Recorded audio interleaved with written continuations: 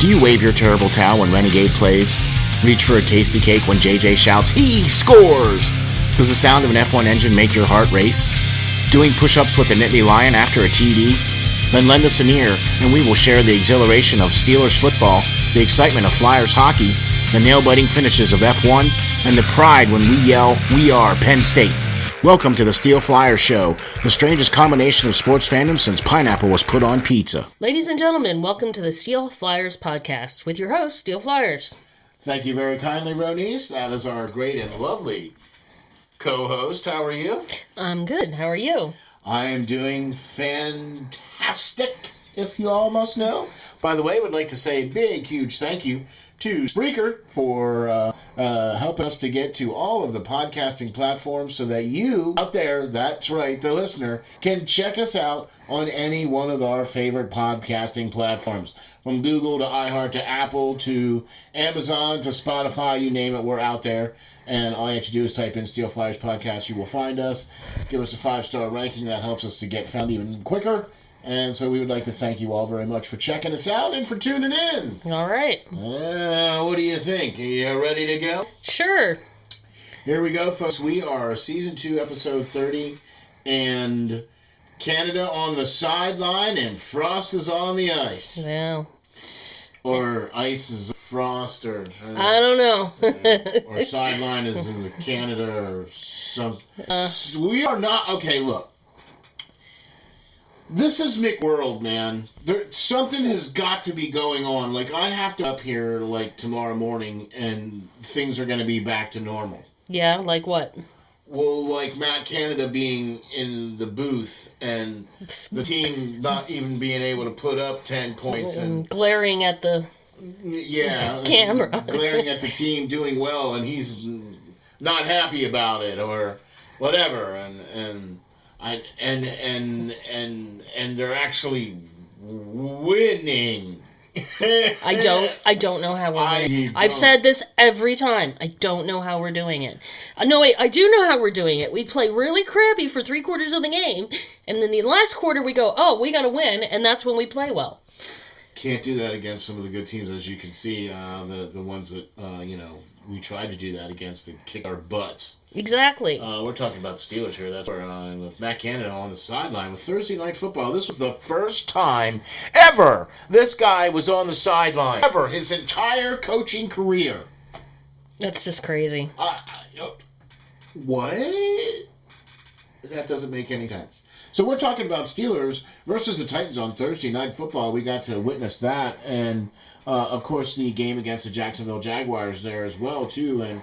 And well, anyway, it seems like the Steelers continually play the third player in this whole thing as well too, where there seems to be a lot of yellow hankies being. Yeah, the last game. It was literally, they had, I think, 4 or 5 penalties in a row. I mean... And I'm not exaggerating. And I don't understand the last 2 games. Actually, it's been the last, 5 games now. The Steelers have just had an exorbitant amount of penalties. I like the word exuberant. Sorry, I misspoke there. I still like it. I mean, it's not even really a word, but... Well, you're allowed to make up words. Mm-mm. You can call everything beachy and... Oh, stop it. Stop it! Don't do that, please. No. Okay, but the Steelers won 20-16 on a... Wait. Last-minute interception by Quan Alexander. Now, unfortunately, they lost Holcomb for probably the foreseeable season. Wait, I want to go back to for a second.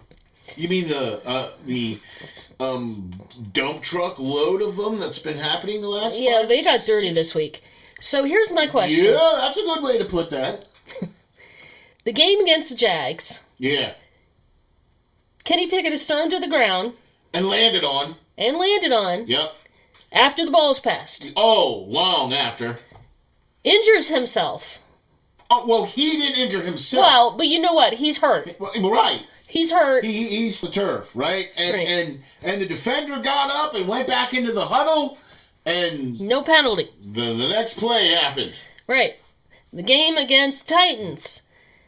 T.J. Watt takes down the quarterback, and I agree, a little late, but he did not crush the quarterback to the point where he got hurt, and we got a penalty. What is there, like, any consistency in calling penalties? Are y'all listening to this? Right?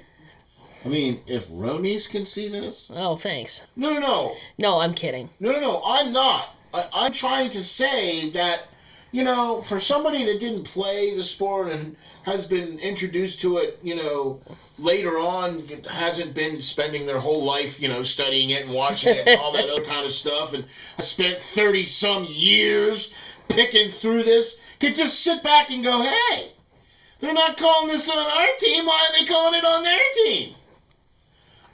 That's a darn good question. In fact, I did that today on Twitter. I took a picture of... The only difference is that the black and gold helmet was reversed, right? Yeah. So the black and gold helmet in the first picture was on the bottom. And that, of course, was not a penalty. Okay, that was the Jaguars game. And then when the black and gold helmet is on top of the other team's quarterback, then that, of course, is a penalty. Right. I'm not trying to break it down like that, but it just makes it really odd that the exact same thing happens to Kenny Pickett and it's not called, and then it happens to Levi and it's called. Right. I don't disagree with the fact that it was a proper call because TJ did land on the dude. Right.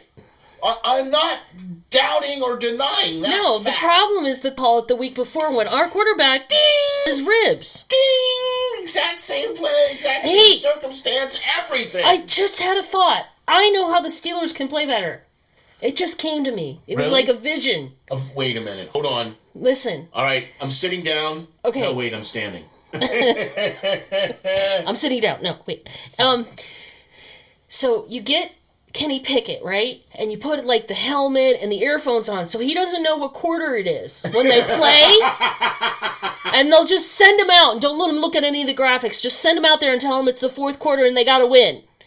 And to every quarter. Yeah, right. Yeah, just send them out to be like, it's the fourth quarter. Go out there in the fourth quarter. Man, see, you hear that? I like that, man. I'm down. Right? I mean... Wait, I think 5 Stars said it best, right? There is no way on this planet that Canada is going to be in that cozy booth from now on. I am here to tell you. They did look really good on their first play. So their first drive That's and what the I was looking first for. 15 plays are all scripted. Okay? So, all right. Then what? Well, what happens after those 15 plays? Are you just winging it at that point? I don't know. I mean, that's all you do is first 15 plays? Well, I'm surprised they have 15 plays, honestly. Oh, yeah, see? 15 plays? Wow. What what playbook are you looking at? Okay, now, the Steelers had an opening drive for the first time since Matt Canada has been the OC. Deontay Johnson had a touchdown catch For the first time in 2 years. Since Ben Roethlisberger threw in one. Let's tell you how long that's been since he's caught a touchdown pass, right? I saw a run game. Yeah. I saw Jalen. Look, I'm going to say this right now. I even tweeted this out today. I'm going to say this right now. I think that Jalen Warren should be the feature back. Yeah. Yeah. He did really well. Every week, we're seeing this every week. He should be the feature back. Okay? He's able to pick up the block on third down, which means he doesn't have to get out. He can stay in the game. Right. All 3 downs. Hey, all right. I like that. All 3 downs. Make him the feature back. right? Yep. He's able to cut and find the holes and get to where he needs to get to, and the offensive line seems to, for whatever reason, be able to block way better for him than they do for Najee. Yeah. Do you think that's a play thing, or is it just... I definitely think that's a play thing. I mean, like you said, a play call thing, or is it just that's a style of play? I also think that's something that has Najee. And what's that? How he runs? Yes. Okay. How his style of how he attacks a hole and whatever. I really think that Najee Harris would be better suited as coming out of the backfield to catch passes, or lining up out in the slot or in the Y or even in the Z. It wouldn't matter. I just think he would be much better at that. A better body style, particular type of thing than what he's trying to do right now with the Steelers. I think they need to reverse it and make him be the finisher, the closer, the guy that comes in the fourth quarter and bangs it. I also think that he's more of a guy that can come out of the backfield and do those screen do those screen plays, do those RPOs with him and things of that nature, and have him out there catching passes, running routes, and things like that. And I think you should feature Jaylen Warren as the feature back. He picks up the blitz. He's able to make the cuts. He's able to get the yardage. I think got more carries. He would be able to get us 100 yards every game. That would be great. Do you know historically that when the Steelers gain 100 yards on the ground historically, we win the game 80% of the time? Wow. Yeah, wow. When the Steelers have a 100-yard rusher, they win 87% of the time. Wow. That's sick. That is sick.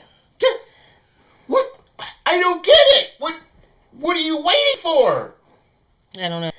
Again, we are not paid the millions and millions of dollars to coach this team, so they must maybe know something we don't. Maybe, I don't know, but it certainly doesn't look like they're doing their job. But we're 5-3, so maybe I don't know. I don't understand. Like, are we being too critical? I don't think we are. No. Because I don't think they're playing well. The teams that we like, the Ravens and the Titans last two nights, those two games specifically, the other team had a lot of problems with the receivers catching balls. So missing Minka Fitzpatrick. Yeah. He was not playing in this Titans game. He went down relatively early in the Jaguars game with a hamstring injury. So missing him is a significant blow. But we got Captain Cam back. Yep. And he made a difference as well, being back.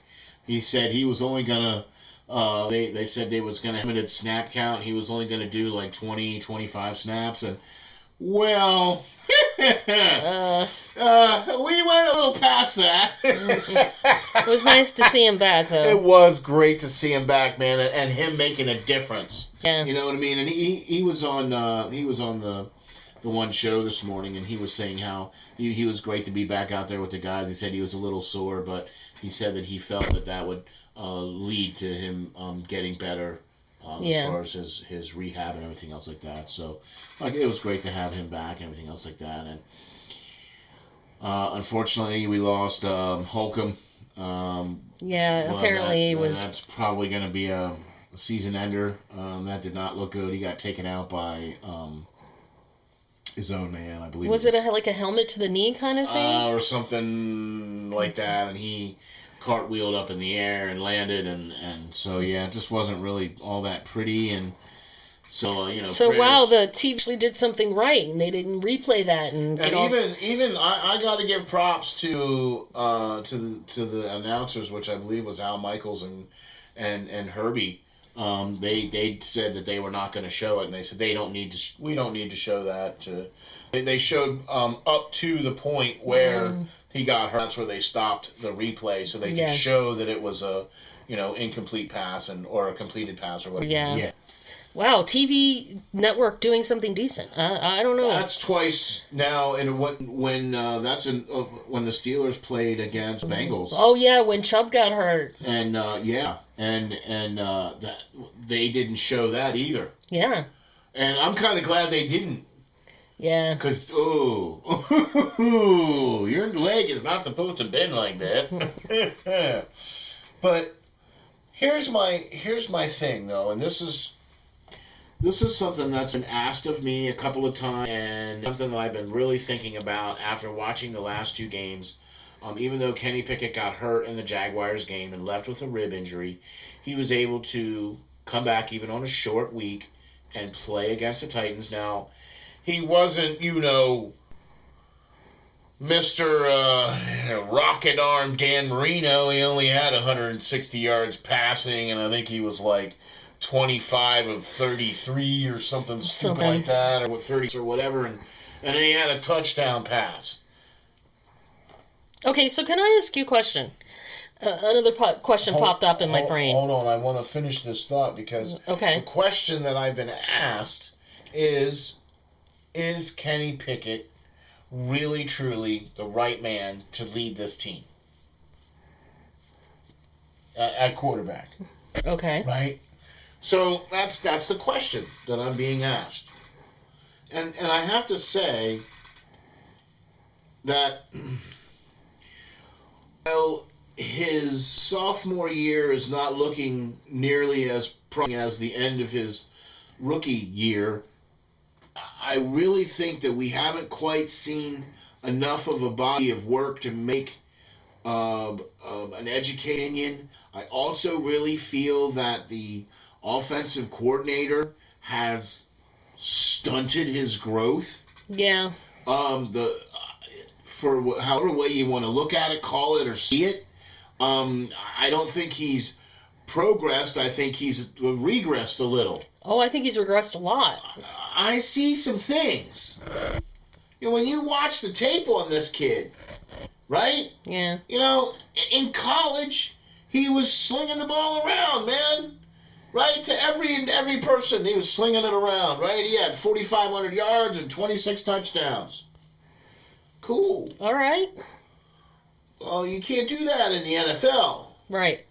Right? But see, this is where I think that the OC is kind of not giving us a full picture because he's not playing Kenny Pickett to his strengths. Kenny Pickett's strengths is the RPO. Kenny Pickett is the, rollouts and those kinds of things and making things. That's his strength, but he's not a stand in the pocket kind of type of, and that's what he's made to be doing. And well, we talked about this before. It's round, hole, square peg. Yeah, exactly. So that's why I can't really give a straight answer on, do I think Kenny Pickett's the right man? I honestly think that if he had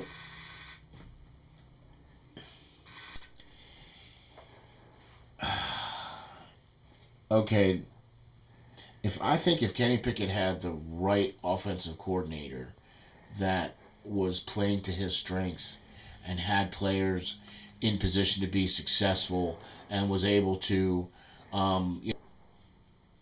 do the right thing and call the right plays and have the right players on the field for the right situation, then I would feel confident in being able to tell you that this is what I think of Kenny Pickett. Right. Until we get to that point, I can't give you an answer on that question. Right. Does that make sense? Yes, it absolutely. Fair. I think that's fair. Because I agree with you. I don't think we're seeing Kenny playing at his full potential. We've seen flashes of the kid play really well. Well, that's why he can win in the fourth quarter, because at that point, it's... Okay, but you can't do that in the playoffs. That's not going to work. That's not going to work against Kansas City because that's not going to work. No. Right? And I'm also here to tell you, too, look, you can't play like that. That's not... You have to have consistent plays. Yeah, exactly. You have to have consistent scoring. You have to score. This goes back to the point that I wanted to bring up before. We had a touchdown overturned and catch that was overturned because the players were not keeping their feet in bounds. They weren't overturned. Well, okay, we didn't get the touchdown. We didn't get the points or whatever, right, because a player didn't keep their feet in. Or whatever. Right. Isn't that like a fundamental that they work on all the time? How are we having players that aren't equipped to do that? Do you know what I mean? Yes. Am I being too picky? No, because that should have been a touchdown there from Pickens. All he had to do is drag his foot a little. He should, and we've seen this guy do. So it's like we've seen, or like we said before in the 5-star radio, 5-star and Steel radio show. We've said this many times where he does the incredible things but can't do the simple things. Right. So I need you to do the simple things, man. So the simple things. Work on it. But see, then here comes the other part of that, right? We haven't seen a consistent quarterback get him the ball in those particular situations. That's true. To the point where he's in stride, or doesn't have to leap over 6 guys to make the catch. Right. Or, doesn't have to make it acrobatic. Let's get him in stride. Right. You know what I mean? Like, what's wrong with that? Let's have him run routes that plays to his strengths so that Kenny can get... Look, I've been seeing this now for the last, I'd say, multiple games of Kenny Pickett. More than 5 games. Where he blatantly just misses passes. Where they sail over the head, or they bounce off dirt, or they're in the exact opposite direction of where the receiver is, or I'm seeing that on a consistent basis when you look at the tape of Kenny Pickett. Okay? And that's more of the disturbing part of it. Yeah. That's the part that gives you that doubt, that gives you that question, that makes you have that doubt and question. Right. He's missed a couple of plays. It was 4 or 5 plays in the game against the Titans. Man, you're a professional football player, a starting quarterback for the Pittsburgh Steelers. You should be making them throws. Right. At least some of them. And as a result, you should be making them catches. Because it's not all on him per se. Because some of those catches were, I admit, the ball could have been placed a little better. But for the most part, there were some catches. If your hands are touching it, you should be catching it. Okay? Just ask Jerry Rice, right? Or Steve Largent, or, Chris Carter, or, Randy Moss, or pick somebody. Wayne... Hines Ward. Thank you. Yeah. I don't know where I was going. I couldn't get it out. You're supposed to catch things when they're thrown to you. You know what I mean? That's how it's supposed to work. But it was great seeing Dante Johnson making a difference back out there again. Yeah, that was nice. Definitely that is taking care of things. And also seeing Cam back. Yeah. It was great. But the Steelers are 5-3. That's crazy. I mean, I don't know how. Everyone in Pittsburgh says the same thing all day. How are the Steelers 5-3? Well, let's... You know why we're 5-3? I'll tell you exactly why. There's 2 very important names that have contributed to our winning record. Would you like to guess which ones? Sure, go ahead. Oh, wait, no, I get to guess? Yeah. Oh, okay. Alex Highsmith? That would be one. TJ Watt? Yes. Oh, there you go! All right! Thank God. If you can pull off a sack without a helmet, because the other player team ripped it off. So, here, I saw this interesting little tidbit. If you take away the turnovers... If you take away the turnovers that the Pittsburgh defense has created, right, they're pretty soft. They give up a lot of big plays. They give up a lot of run plays. They give up a lot of pass plays. Okay. Of more than 15 yards. Okay. Now, we're missing Minkah Fitzpatrick. That's a huge thing. Look. There are some players in the Steelers' backfield that really shouldn't be gone. I'll say, yeah, there you go. Need to be gone.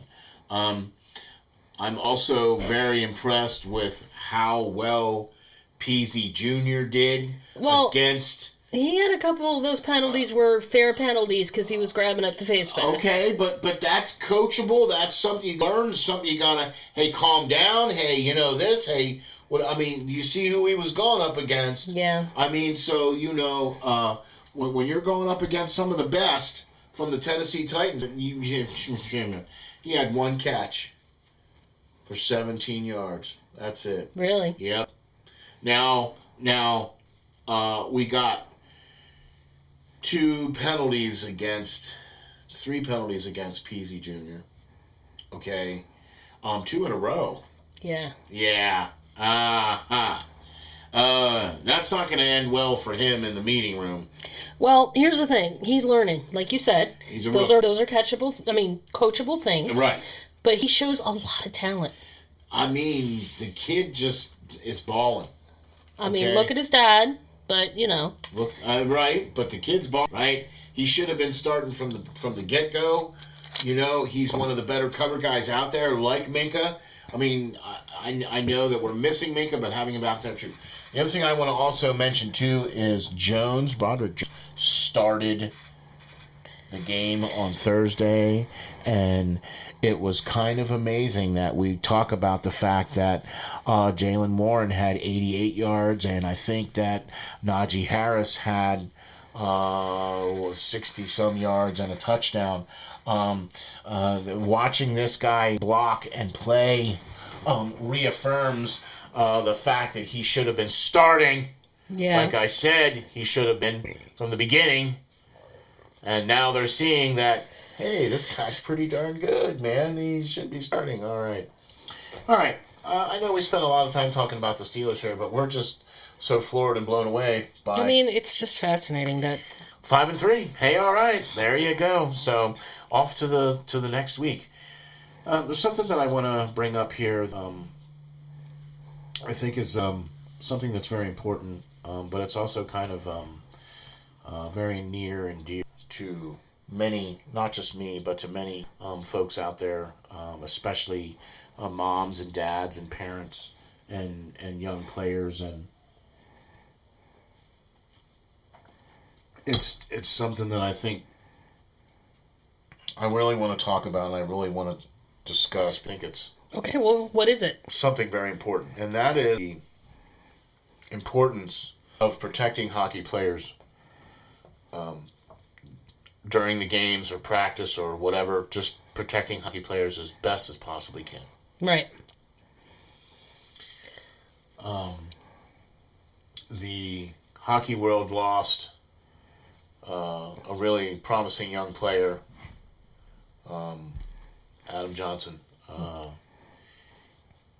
They called it a freak accident, but well, it's not a freak accident because I've seen it happen many times during games where guys get cut with skates because those blades are they're like composites now, and they can detach them from the skate boot itself. Mm-hmm. So the blades are detachable and all the other stuff, but they are razor sharp metal.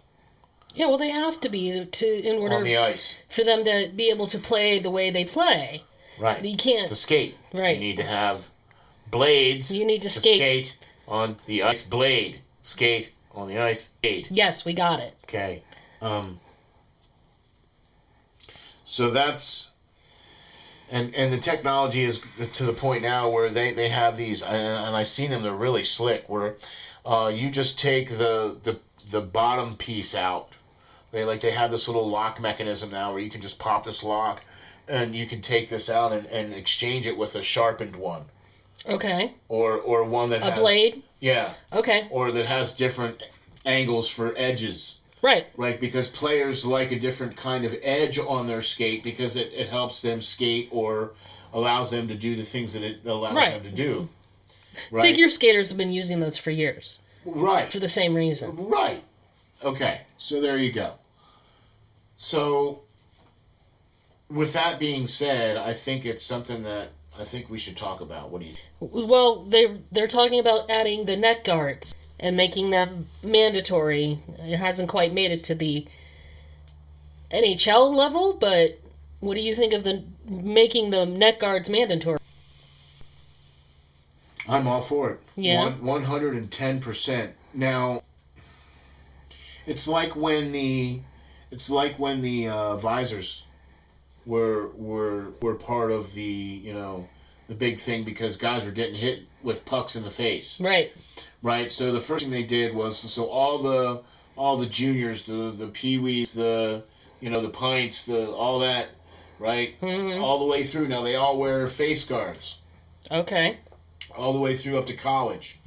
Okay? Only when you get into the AHL and the NHL do you not have to wear a face guard. Full shield in your face. Right? I know we're talking about neck guards, but I don't think that would be a bad idea in the... Either. Adding that to the safety equipment, mostly because I've seen many times where the puck will get smacked and it either hits you in in an area that's exposed, basically, Yeah, the lower of your face. Right.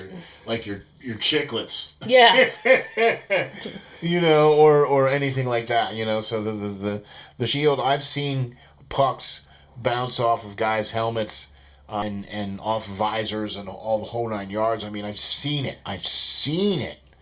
And the fact that helmets are now mandatory, the fact that face guards are now mandatory all the way through, I believe that the only ones that don't have them now are...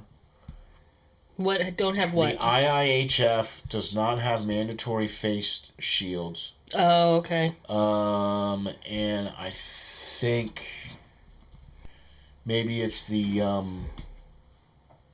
U20. It doesn't have it, but I don't know if the U18s have it or not. I don't know. I'd have to look that up. Okay.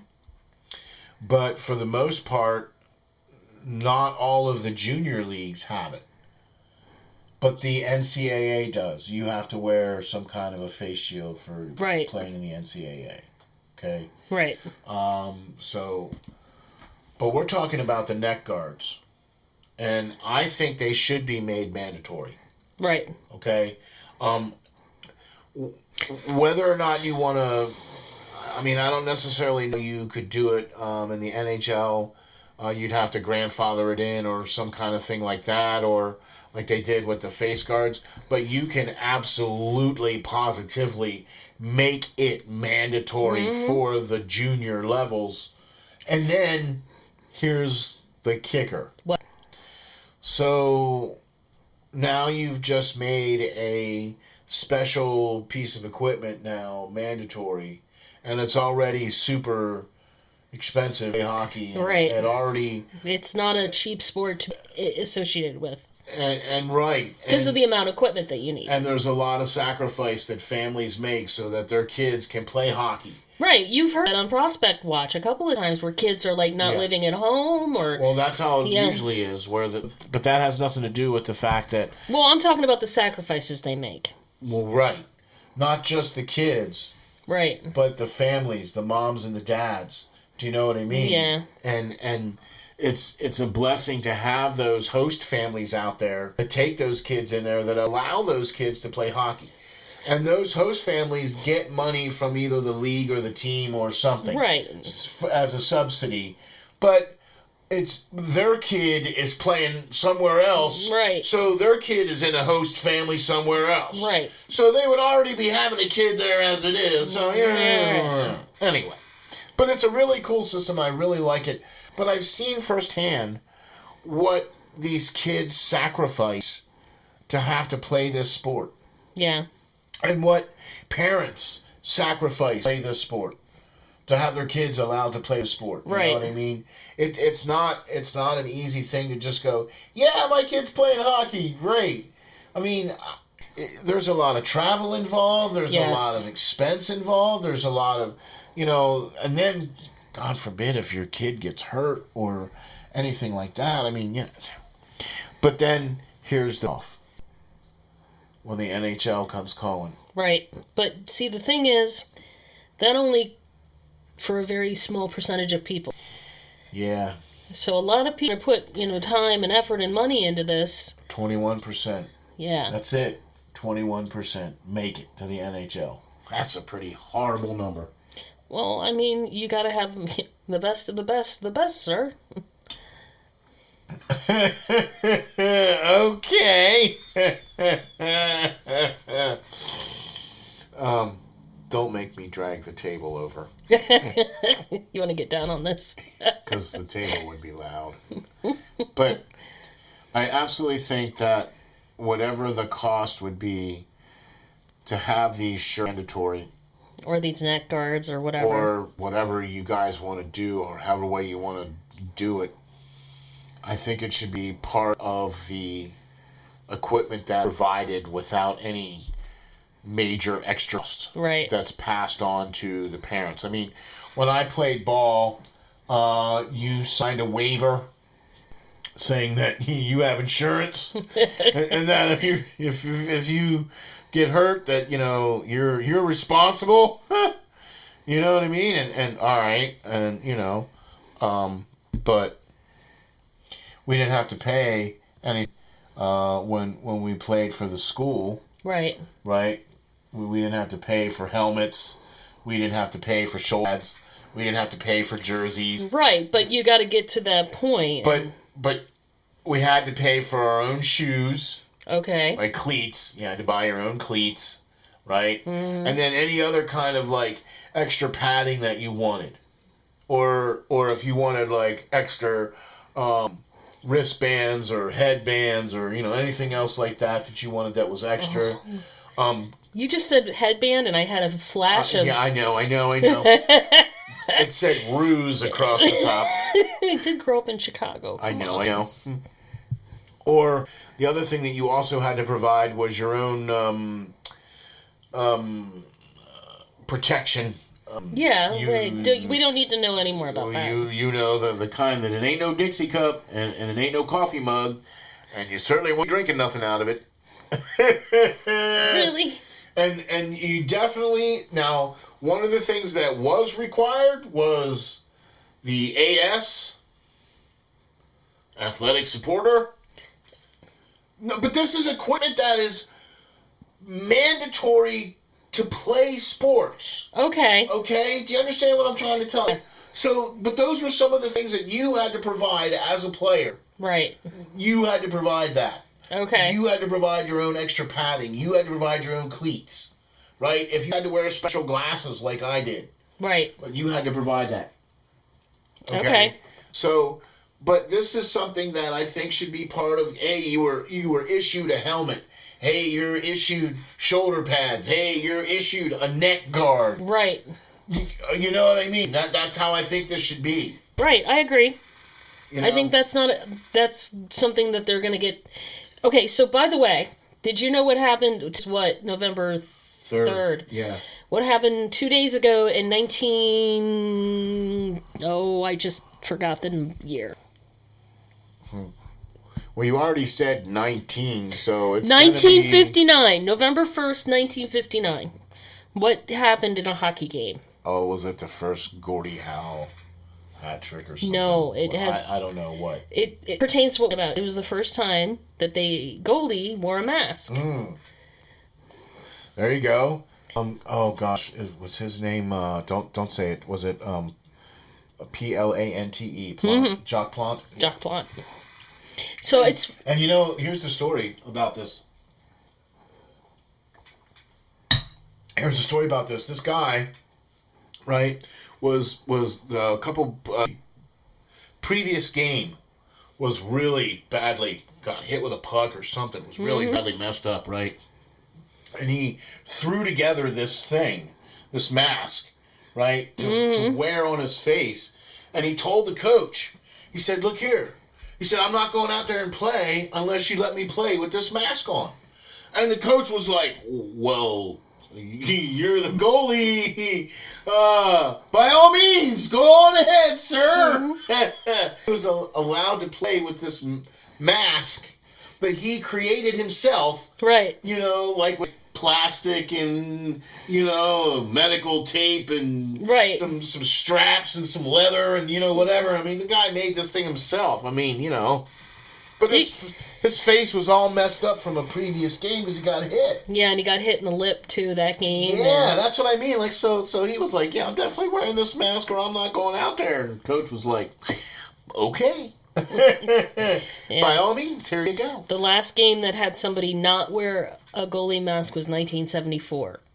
Oh, my. Yeah, that long. So. And I do remember watching hockey when McTavish still wasn't wearing a helmet, skating around out there, right? And Roenick, even Jeremy Roenick was one of the last. I think I can't remember if he was one of the ones that was that last group too. That because they grandfathered the helmets in too. That's what my point is that it took 11 years? No. 1959 to 1974 is almost 20 years. 16 years. 16 years. For that to take effect. A mask. Right. Yeah. So that's how slowly it used to go. But I think in our time it goes a lot quicker. So some of the other things that they're also mentioning as well is certain socks that players are. Yeah. That evolved to where they have like protective socks so that you don't get cut on your leg. Right. Because your femoral or your other arteries that run through your leg, and they have special socks that you can wear that help protect those areas because those areas are exposed. Right. You know what I mean? They also now have the plastic things that you can strap around your socks that go all the way to your shins, that go up to your knees. Right. You know what I mean? And so that's why you see guys blocking shots now right. like that and stuff. But that's the thing. So there's all this improvement in technology for protection should improve in the technology to protect somebody from getting cut by a skate. Right. And the fact that that doesn't happen a lot, it is a fairly rare occurrence. It is. Does say something for the safety of the NHL. Agreed. That, I mean, you have guys out there every night, all the teams, and... I mean, for the most part, you're on average, you're looking at between 86 and 96 mile an hour slap shots. Yeah. And guys getting hit with pucks like that and stuff like that, that's no joke. And you got sticks flying around out there. Mm-hmm. Those twigs, you can hear them when they bounce off the ice. Oh, right? Wait, do you remember Coots, when he would stand in between the two benches and, they, into him, when he was standing there. I mean, he was just a bystander not taken out, so, I mean... He was in between the boards, or in the glass there. Yeah. And then when the guys would come and slam up against the boards there, he'd be right there real close. So, yeah, no, okay, so, but I wanted to talk about that because I really think it's important, and I think it's something that should be made mandatory, not just for the NHL, but also the lower leagues. Not just, hey, the Wilkes-Barre Scranton Penguins come out and said they're going to make it mandatory for our club. I mean, yeah, that's great, but I want to see that done. And the WHL came out and said that they were going to make it mandatory for the league when the equipment becomes available. But I think it should be mandatory hockey-wide. Hockey-wide. That means the Russian KHL, the Swiss, the Finnish, all the other leagues that are out there, all the junior leagues that are out there, all the Knights and the Pee-wees and the, whatever, all that stuff, I think that should be mandatory. Okay. I don't think that's a bad thing. No, I don't think it's a bad thing either. I also think they should have the wrist guards, too. Mm-hmm. Do you know what I'm saying? Because that's enough. I've seen that happen way more times than I've seen guys get cut in the neck. Right. To where they've gotten cut on the arm, okay? And that's just as scary. Right. Okay? Because the same thing can happen. Right, exactly. Okay, so that I think that the anything that can be worn to help protect the body from getting cut by whether it be a shirt, a jacket, a neck guard, arm guards, ankle guards. Whatever we have to do to keep them safe. Whatever. Okay? I just think that needs to be the case. So, all right, I just wanted to kind of just touch on that briefly. I know we're kind of running long here on this, but we can talk about the other hockey thing now, which would be the SteelFlyers, right? Yeah, and they're... man. They're slowing down a bit. Reality is starting to set in now, and the team is 4-5-1 in their first 10 games. They came out of the game flying 3-1-1, and then started playing some real teams like Vegas and Buffalo and yeah, and Anaheim and woo, doggy, 7-4. Man, that's just a hurt piece. Now, I would like to say that even though that 7-4 game happened, which was atrocious, a lot of the games are 1 goal. Yeah, they're not. It's not like, for the most part, they're not getting blown out. Right. Okay. So they're in the game. Great point. They're not winning, but they're at least in the game. Which is a change that I've seen from last year, because as soon as they got 2 goals down, they might as well just go because they stopped playing. Or 1 goal down, and yeah, they stopped playing. Exactly. I don't even have to say this. You could just have your own show. The Ronies Show! All right, ladies and gentlemen, Ronies! But let's for her because she is dead spot bloody on. This team came out of the gates playing well, and now, I think that with some of the teams that have played, look, here's the thing. The Vegas game, we played well against Vegas and outshot them, and they beat us in over. Right. Okay? That was not the case against the Anaheim game. That was just a shellacking. Right? No matter how you want to slice it. The Buffalo game, we outplayed Buffalo. That was a much better game. We had way more shots on goal. We actually held Buffalo to shots. Minimal shots, but... That's the thing, too. Right. They're not, other than, the obvious one, they're pretty low-scoring games. 3-2, 2-1. Yeah. You know what I mean? Exactly. So that's the thing that's been different this year. They're a much harder team to play against. Not that they weren't last year, but they have a little bit more elevated talent this year, so it makes it even harder.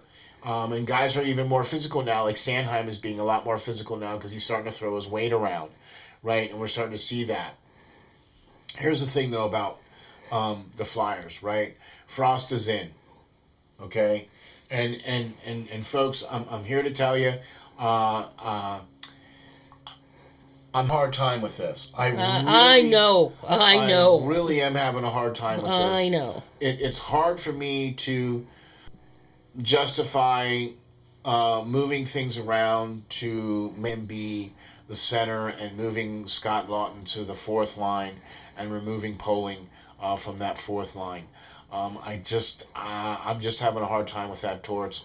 But hey, man, you're the coach. You see these guys way more than I do, and you know more about these guys than I do. But since Frost has been back now, he's been back for 2 games, and I haven't really seen him stand out. I haven't really seen him do much of anything. I know he's had an assist or 2, you know right. what I mean? But for the most part, I haven't really seen him do well in the face-off circle.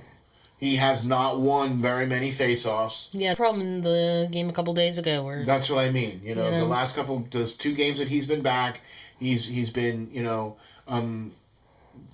not winning as many face-offs as I think maybe he probably needs to be winning. Okay. And I haven't really seen him stand out like I've seen Bobby Brink stand out. Right. Okay? Or like other players stand out. Okay? Yeah. So that's kind of where I'm at. Okay.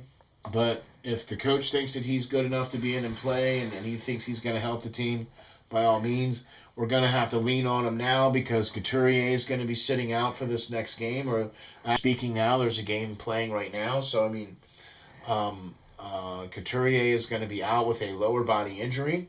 Hart's going to be out.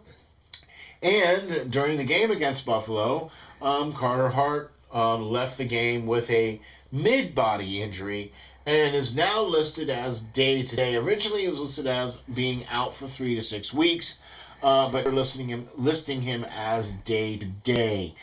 So we'll see how that plays out. Cal Peterson has been recalled to come up and play now, I guess. So, all right. How is he as a goalie? Okay. Lance and I have spoken about Cal a number of times on Hockey Writers Inc. show, where he was a good enough goalie at one time to garner a $5 million a year contract. Okay. And then once he got that money, the tires kind of fell off. All right. And hasn't been able to, quote unquote, live up to the money. Gotcha. Or play up to the money. Gotcha. Right? So, played well enough to get the money, but then got the money and then said, yeah, all right, I got the money. Yeah. So, didn't look good in preseason. Haven't really seen a good outing from him since he's been with the team. Okay. Since he's been with Philadelphia. I've seen some good things with him playing for the United States national team, but that was him. Much less talent pool. Gotcha. To an extent. Yeah, I get you. You know. Big fish, little pond. Yeah, right. Okay, you know. So I guess we'll see how he's going to pan out. All right. Because we're going to have a chance to see. Because Carter Hart is out. So there you go. But just also want to mention out there, too, that Phantoms are a 3-4-1 to start the season, and their first 7 games are in action again this weekend. They win a good game there against Hershey and then dropped a couple as well. So the Phantoms are doing well. Ollie looks was the player of the week last week. Nice. He had, I think he had 6 goals, 5 assists for 11 points. Okay. For that week. So that's a good week for Ollie. So we'll take that for the Phantoms. It's a long season, so we'll see how that thing. I think their goaltending situation has been a little bit shaken up now because of Cal coming up. What's going on with the Flyers? Do you know what I mean? So that's going to affect us as well too. But want to shout out to them too, and fans are plugging away. So okay on them. The last thing we want to cover here is. That's right, folks. You guessed it. Your number 9th ranked Penn State Nittany Lions. Yeah. Going into Maryland. Let me rephrase. They're rolling into Maryland for this weekend and another test. And after the 12-20 loss to Ohio State, and then the 33-24 squeaking of Indiana. The Lions are now ranked number 9 in the country. And I think that about fits. They're 7-1. They haven't really beat anybody per se. And when they did some major adversity, they lost. Right. They didn't get shellacked or anything like that, but they still lost 20-12 against Ohio State. So and then Michigan's coming up after this week, and even if they lose these next 2 games and then win out, that still puts them at 9-3. So they're gonna be bowl eligible. Okay. Regardless, if they lose out, they'll still be bowl eligible. Right, they're 7-1 now. They're ranked 9th in the country. Yeah. Do you realize that there's only one more month of college football? I know. Isn't that sick? Of the regular season, I should say. Right. I mean, we're in November now. It's so short. I mean, I know it needs to be, but it's really short. Well, but see, here's the other thing too, right? So the season ends, right, like towards Thanksgiving, right? And then the next time you play is the bowl games start like around Christmas. Right. So that's a month. It's a long time. That's a long time for teams to not play and then, whatever. I'm sure they do scrimmages and stuff, but... Oh, trust me, they're practicing. Oh, yeah, I'm sure, but... I mean, it's not as... It's different when you're practicing and when you're actually playing. Exactly. So when you're not playing for that amount of time, that's a whole big different ballgame. But Penn State rolling into Maryland. This is going to be another test. Maryland 5-3. They're playing well. It's going to be at Maryland. The defense is missing Chop Johnson. He will be out for the rest of the regular season. Can the rest of the defense step up? They need to be able to hold it together against Maryland. If they can do that, and Drew Allar needs to play, throw, run, decide better. He needs to be better. Just right. Better. And some of that's not on him. Some of it is coaching. So. Right. But he still is the one out there with the ball in his hands, and he's still the one out there that's not making the throws or whatever the case is. Yeah. He needs to be playing. And I think Nick Singleton needs to be more involved as well. But, these are the things that I think needs to go on here with that. You know what I mean? Yep. So there you go, folks. I think we... I really think Penn State could win this game, but I don't know. Touch and go? Yeah, there you go. Touch and go. How about that? There you go. Right? All right. I'll tell you, we have a really good show here for you folks, and we'd like to thank you all for tuning in. We'd like to say that we appreciate that you do listen to us and do go to those favorite outlets of yours, give us a ranking. So thank you very much for that. Thank you, Ronice. Thank you for having me. Always a pleasure. Always a pleasure. Thank you, folks out there, for listening and for paying attention and for hitting the like and subscribe. I'd really appreciate that as well, too. Thank you for that. Just be sure to go check out all the rest of the shows on the SteelFlyers All Sports Network, from Hockey Writers Inc. to Prospect to, of course, SteelFlyers Podcast. Of course. That's right. So thank you all very much for checking us out and for tuning in. Just remember, stay safe, stay strong, and hang tough.